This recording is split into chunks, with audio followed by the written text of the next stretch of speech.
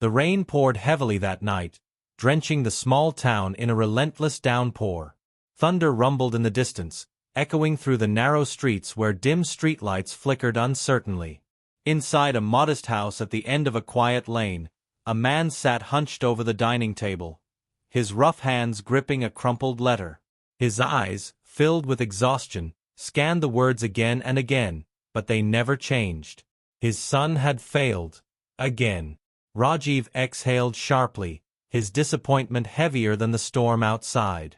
His son, Ariv, had just received his final exam results, and as expected, they were terrible. Barely passing in a few subjects, failing in others. Rajiv had spent years working tirelessly as a laborer, enduring long hours and back-breaking work, all in the hope that his son would have a better life. But what had Ariv done?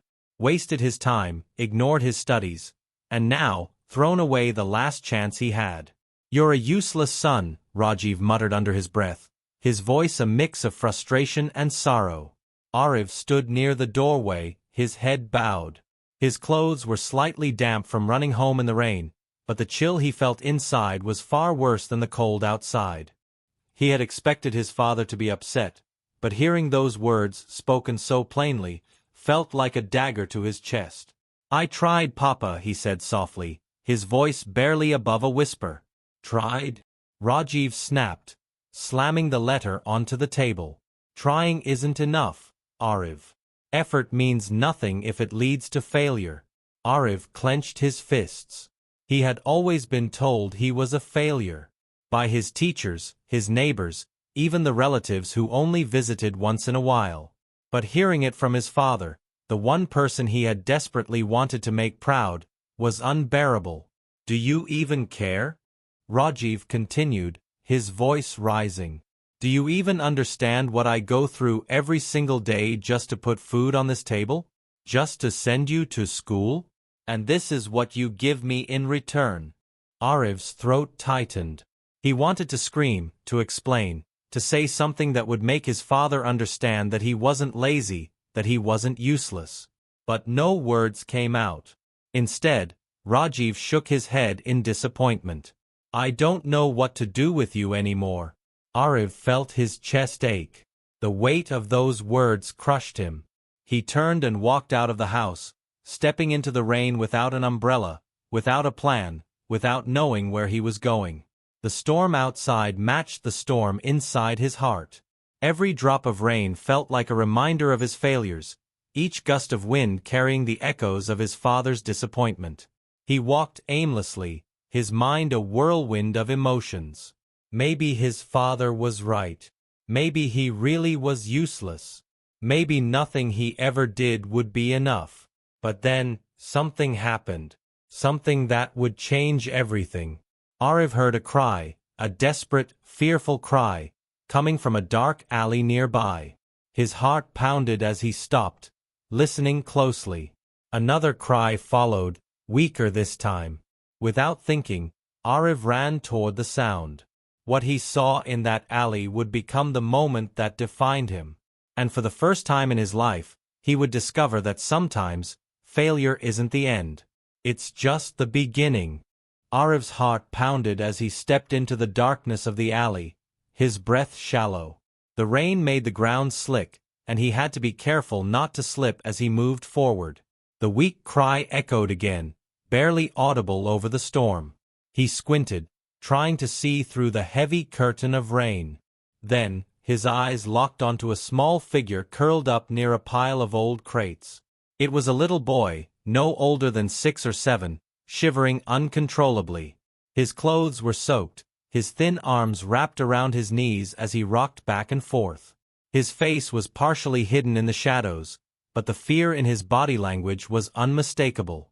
Ariv hesitated. He wasn't sure what to do. Should he call someone? Should he approach? What if the boy got scared and ran? But before he could decide, the child looked up, his big, frightened eyes meeting Ariv's. "Hey, are you okay?" Ariv asked gently, his voice barely carrying over the rain. The boy didn't answer. He just hugged his knees tighter, as if trying to make himself disappear. Ariv slowly crouched down, keeping his distance but making sure his voice stayed calm. It's okay. I won't hurt you. What's your name? Still no response. The boy just kept staring, his lips trembling from the cold. Ariv glanced around, realizing how empty the street was. Who had left this child here? Was he lost? Abandoned? The thought made his stomach twist. Thunder rumbled again, and the boy flinched. Without thinking, Ariv shrugged off his jacket and carefully placed it around the child's shoulders. The boy didn't resist. His tiny fingers clutched the fabric as if holding onto something safe for the first time in a long while. For a few seconds, there was silence between them, except for the sound of the rain. Then, in a barely audible voice, the boy whispered, "Arun." Ariv blinked. "Your name is Arun?" The child gave a small nod. "Where are your parents?" Ariv asked, his voice softer now. Arun didn't answer. His eyes darted toward the entrance of the alley, as if expecting someone to appear. But there was no one. Just endless rain and the empty streets beyond. Ariv's mind raced.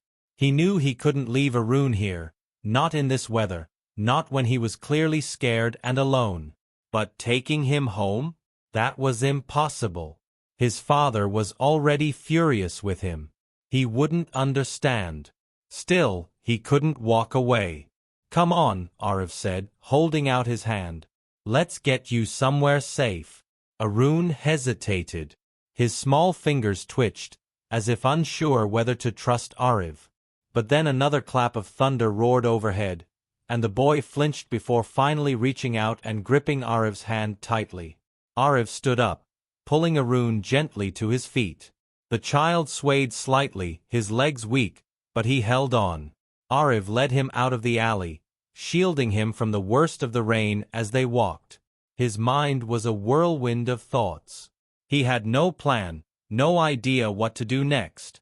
But deep down, something told him that finding Arun wasn't just a coincidence. This moment, this night, was going to change everything. And he had no idea how right he was. Ariv walked through the deserted streets, feeling the weight of Arun's small hand in his own. The rain had slowed to a drizzle, but the cold air still clung to them, making Arun shiver under the oversized jacket. Ariv glanced down at him, worried. The boy's face was pale, and his wet hair stuck to his forehead. He looked exhausted, like he hadn't eaten or slept properly in days. Ariv's mind raced. He had no idea where Arun had come from or how he had ended up alone in that alley.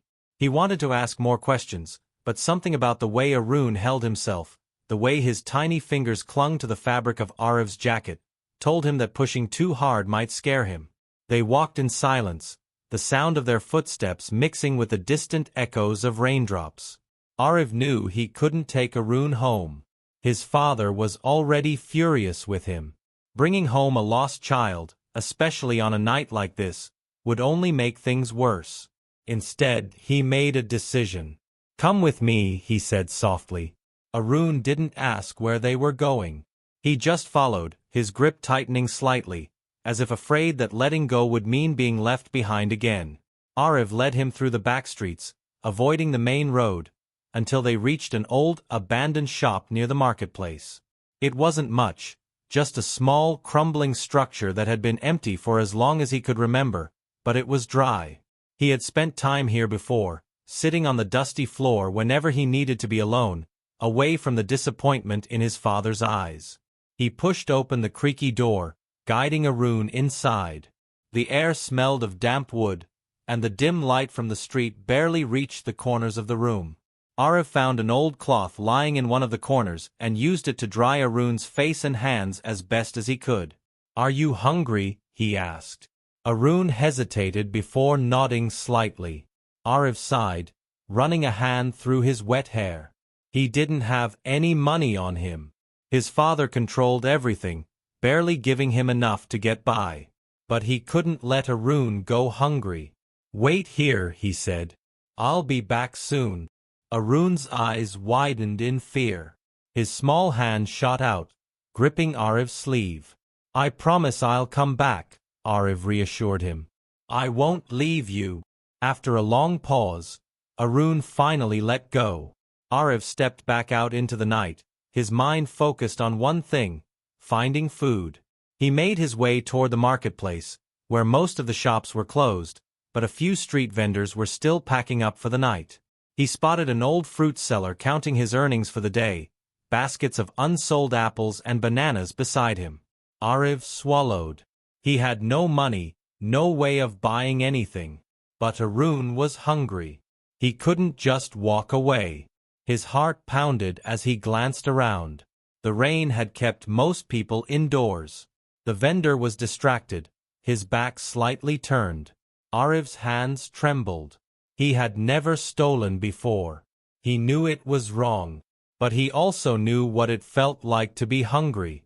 Taking a deep breath, he reached out, fingers brushing against a small bunch of bananas. Ariv. The voice made him freeze. He turned sharply to see an older woman staring at him. Mrs. Sharma. She lived near his house. She had always been kind to him, but now her sharp eyes were filled with suspicion. "What are you doing here so late?" she asked, stepping closer. Ariv's mind raced for an excuse. I was just looking."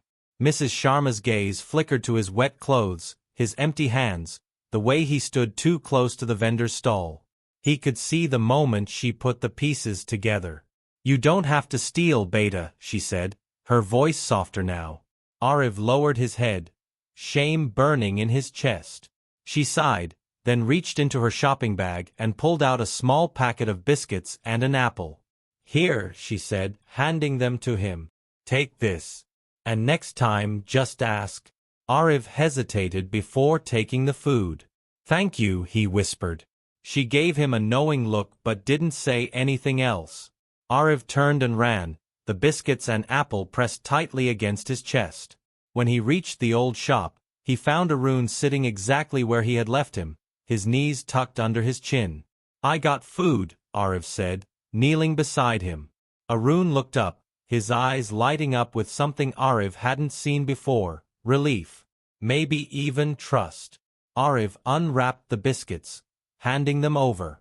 Arun ate quickly, his small fingers breaking the biscuits into tiny pieces before popping them into his mouth. He was careful, as if afraid the food might disappear. Ariv watched him, a strange feeling settling in his chest.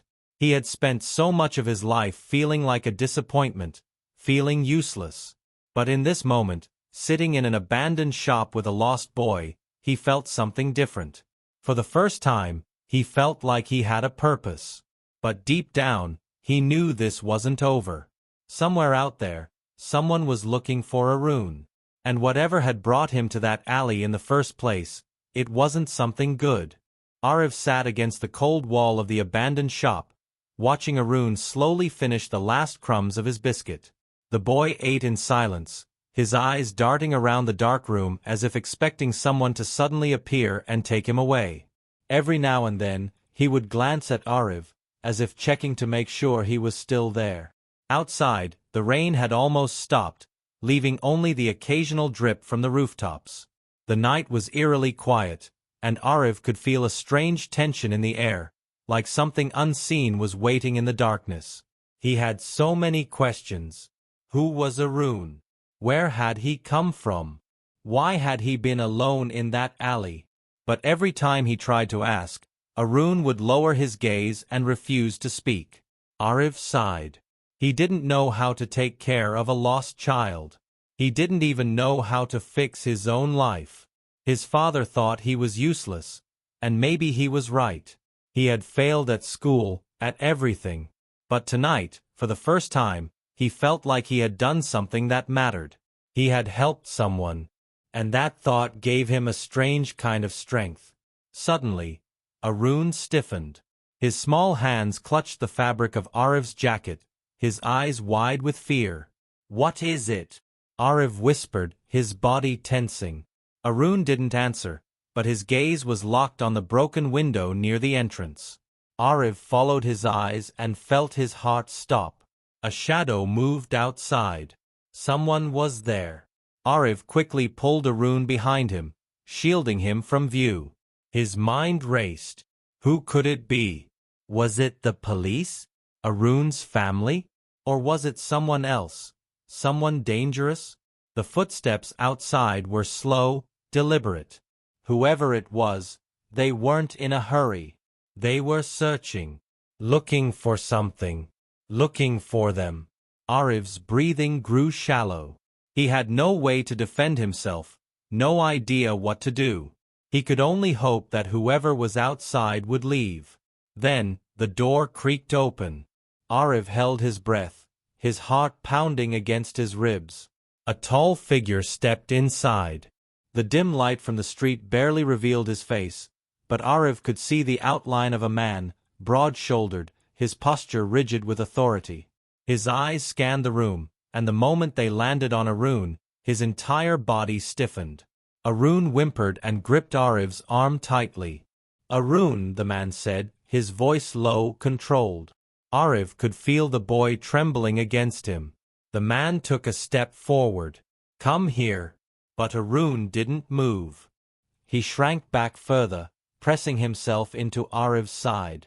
Something was wrong. Ariv could feel it in the air, in the way Arun reacted to this man.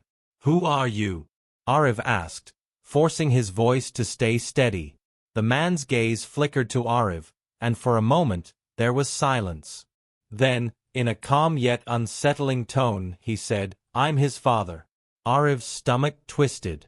If this man was really Arun's father, then why was the boy so afraid? He looked down at Arun, searching for an answer in his expression. The boy's fingers dug into Ariv's sleeve, his eyes filled with silent desperation. "Let's go," the man said, holding out his hand. But Arun didn't move. Ariv swallowed hard. He didn't know what to do. If this was really Arun's father, then keeping him here was wrong. But every instinct inside him screamed that something wasn't right. Before Ariv could decide, the man took another step forward, his patience slipping. "I said, let's go." Arun let out a soft whimper, barely audible, but it was enough. Ariv clenched his fists, stepping in front of the boy. "No."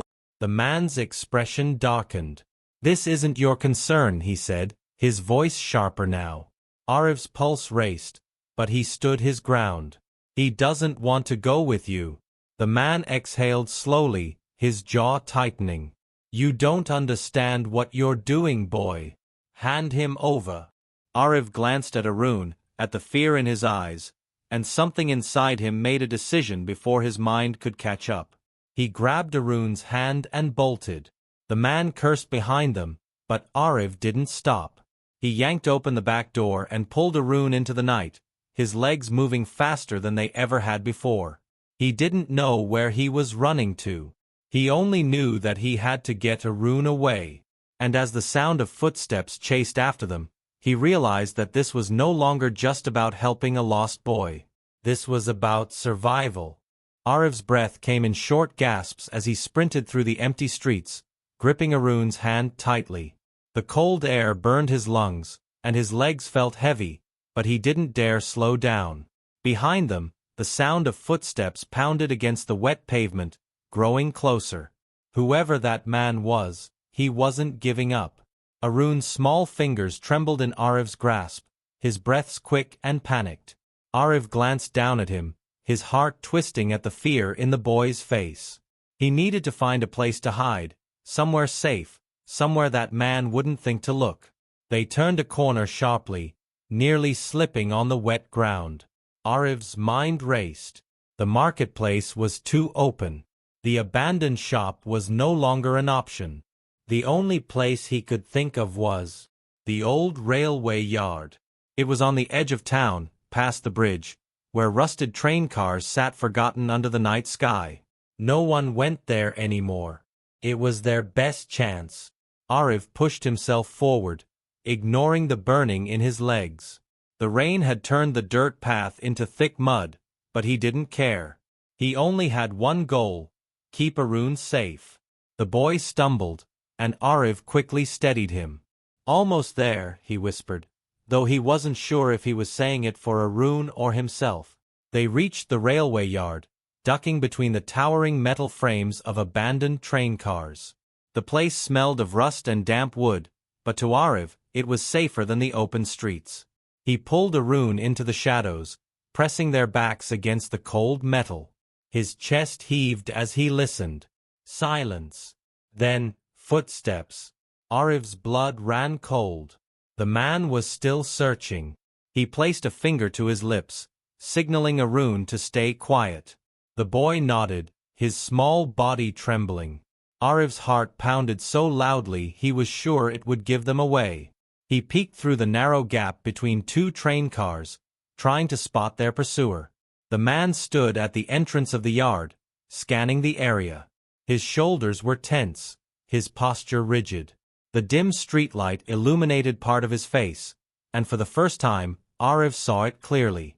A long scar ran down the side of his jaw, disappearing beneath the collar of his dark coat. His expression was unreadable, cold, calculating, but his eyes told a different story. They were furious. Ariv swallowed hard. He didn't know who this man was, but he was certain of one thing: he wasn't Arun's father.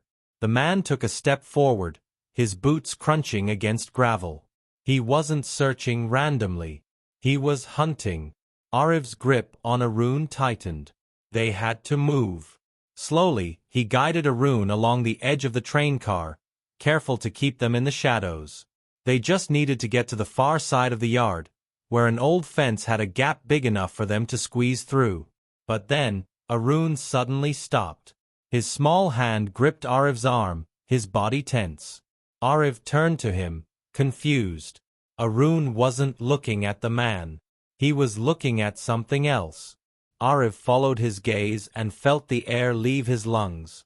Another figure stood at the far end of the railway yard, half hidden in the darkness. Unlike the first man, this one wasn't moving. He just stood there watching. Ariv's mind spun. Who was he? Another person looking for Arun? Why were there so many people after this one boy? The second figure took a slow step forward. Even in the dim light, Ariv could see something different about him. His posture wasn't as tense as the first man's. He wasn't chasing them. He was waiting for them to come to him. Arun's grip on Ariv's arm tightened. "I know him," the boy whispered. Ariv's eyes widened. "Who is he?" Arun hesitated, his small chest rising and falling rapidly. Then, in a voice so low it was barely audible, he said, "My brother." Ariv's mind reeled. Brother? He had a brother? Then why was he alone in that alley? Why was the other man chasing him? None of it made sense. The second man stepped closer, and now Ariv could see his face clearly. He was young, maybe in his early 20s, with sharp eyes and a determined expression. His clothes were simple, slightly worn, and his hands were clenched into fists at his sides. "Arun," he called out, his voice firm but not unkind. "Come here." Arun flinched. Ariv didn't move. The first man, the scarred one, was still searching on the other side of the yard. If Arun made a sound, he would hear them. If they ran the wrong way, they would run straight into him. Ariv's mind raced with possibilities, but none of them led to a safe outcome.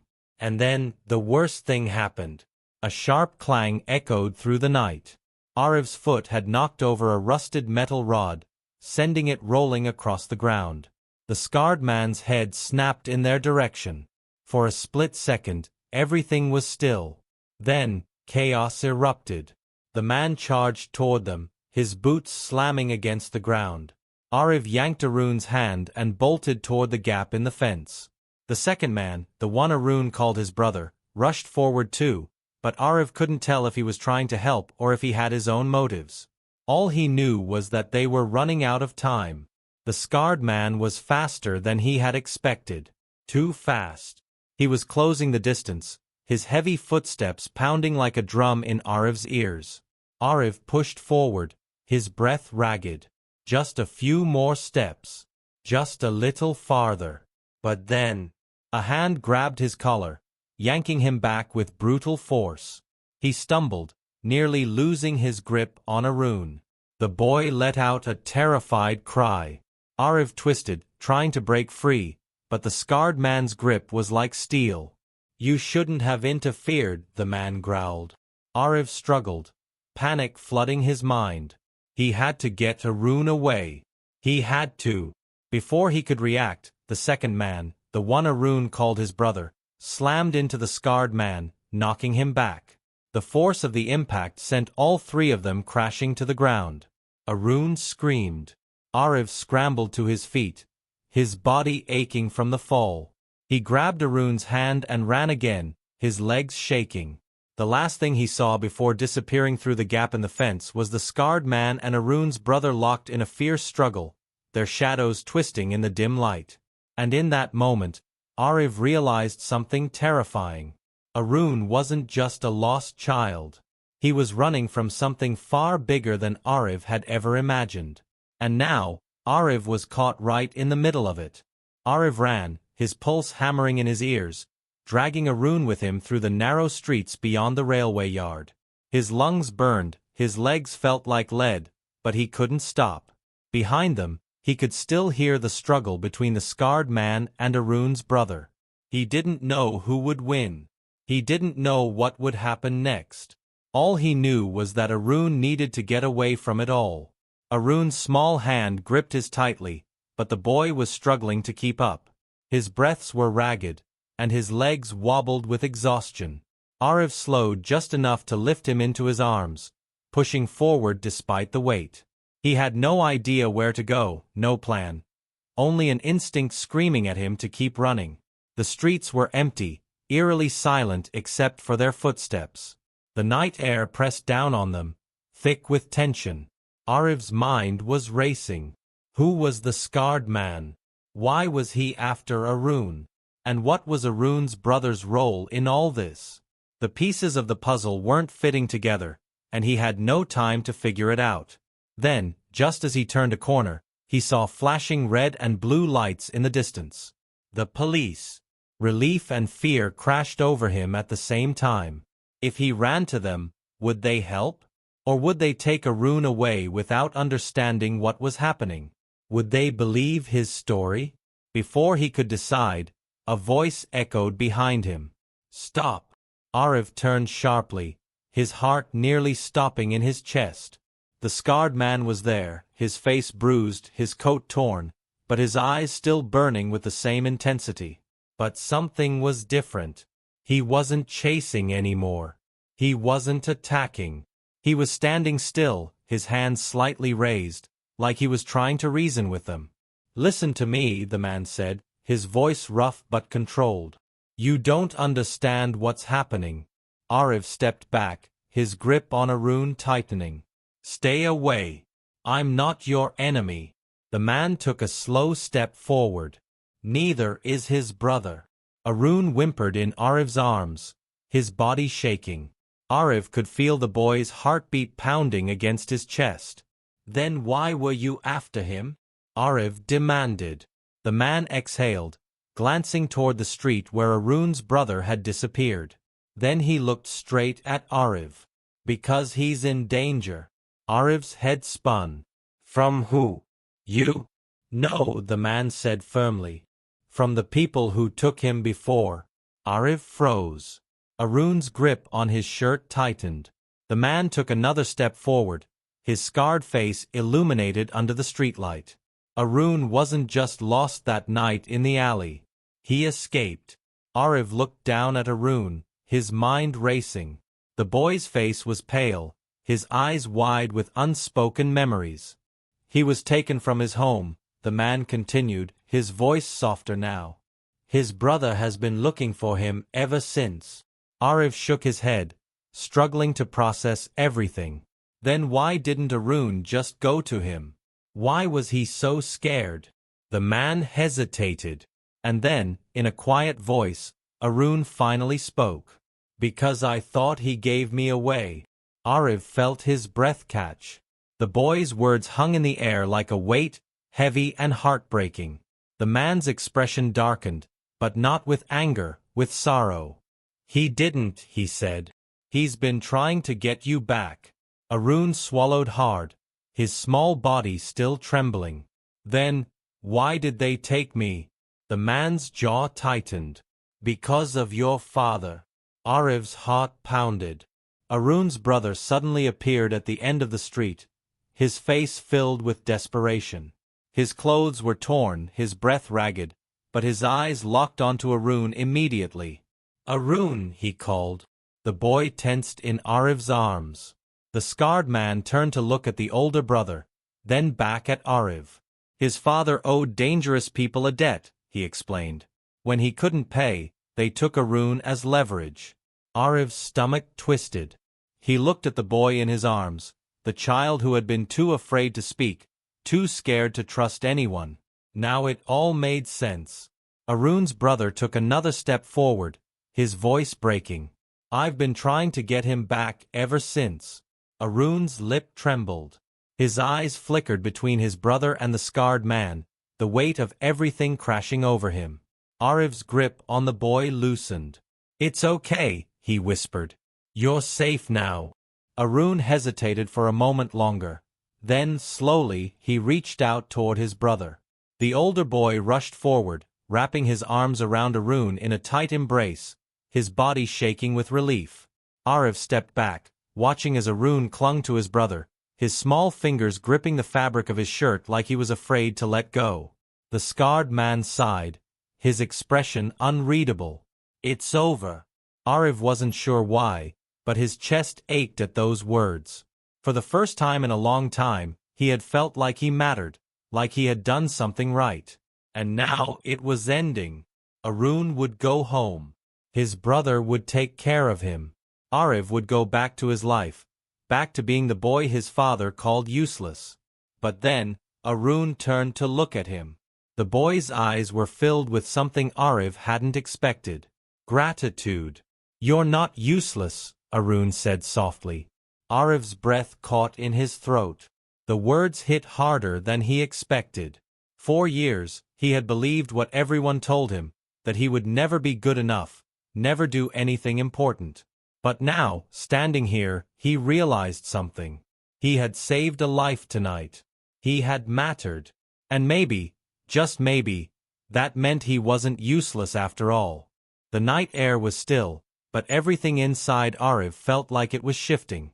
He watched as Arun clung to his brother, the boy's small body trembling with relief. It was over. The danger had passed. The people who had taken Arun were nowhere to be seen, and the scarred man, who had once seemed like a threat, now stood in silence, his sharp eyes watching over them like a quiet protector. Ariv exhaled, his shoulders sagging. He should have felt relieved too, but instead, there was an emptiness settling inside him. Arun was safe now. His brother was here to take him home. That meant Ariv had no reason to stay. Slowly, he took a step back, ready to disappear into the shadows like he always did. But before he could move, Arun turned to him. Where are you going? The boy asked, his voice small. Ariv forced a smile. Home. Arun's brow furrowed. But you don't want to. The words struck him harder than he expected. Ariv hesitated, glancing away. The truth was, Arun was right. Going back home meant returning to a place where he was nothing, where he was just a burden. But what other choice did he have? The scarred man stepped forward, his expression unreadable. You saved him tonight, he said quietly. You didn't have to, but you did. Ariv shrugged, trying to act indifferent. Anyone would've. No, the man said, shaking his head. Most people would've walked away. Arun's brother, who had been holding on to him tightly, finally spoke. You looked out for him when no one else did. He studied Ariv for a moment, then added, thank you. Ariv shifted uncomfortably. He wasn't used to hearing those words. He had spent his whole life feeling like he never did enough, never mattered enough. But now, standing here, he had proof that he had made a difference, even if it was just for one night. Arun looked up at his brother. Can he come with us? Arif's eyes widened. What? His brother hesitated, then knelt beside him. Where is home for you, Arif? The question caught him off guard. No one had ever asked him that before. Not really. He opened his mouth to respond, but nothing came out. Because deep down, he wasn't sure. Was home the small, cramped apartment where his father's disappointed eyes followed him everywhere? Was it the streets, where he spent most of his time just trying to avoid trouble? Or was it here, right now, in this moment, where, for the first time, someone actually saw him? The scarred man crossed his arms, watching Arif carefully. You don't have to answer now. But you should think about it. Arif swallowed hard. He didn't know what to say. Arun tugged on his sleeve. You're my friend, Arif. I don't want to say goodbye. The boy's words stirred something deep inside him.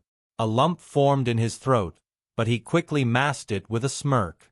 You're too soft, kid. Arun pouted. You are too. Arif scoffed, but the warmth in his chest told him the boy wasn't wrong.